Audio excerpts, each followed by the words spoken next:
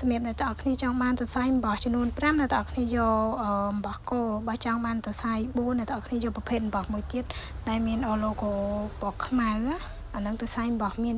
4ចឹងប្រភេទអំបោះ2ហ្នឹងប្រភេទអំបោះតែមួយតែគ្រាន់តែសរសៃ4មួយសរសៃ5អ្នកទាំងអស់គ្នាចង់យកទៅចាក់ផ្កាចាក់មួកតុក្កតាឬក៏ចាក់ប្រភេទកូនកាបូបខ្ជូតអីអ្នកទាំងអស់គ្នាអាចយកអំបោះនេះទៅធ្វើបានអំបោះនេះចាក់បានគ្រប់ប្រភេទអត់ចេះរើសទេមិនថាខោអាវកូនក្មេងមួកចាក់ស្បែកជើងស្រោមដៃស្រោមជើងអីយើងចាក់បានទាំងអស់ហើយប្រភេទនេះបងបាច់ភ័យថាចាក់ឲ្យកូនពាក់ដូចថាអាវមួកអញ្ចឹងធ្វើឲ្យស្គីបរមាស់អីអត់ទេអ្នកទាំងអស់គ្នាសាច់វាទន់ណាប្រភេទសាច់សម្លៃក្បាស់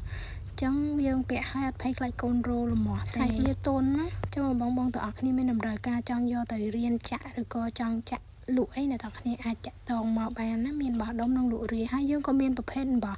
នឹងដែរតែធំដូចនៅដៃកាន់ចុងក្រោយនេះអ្នកទាំងគ្នានឹងដុំវាធំទម្ងន់200ក្រាម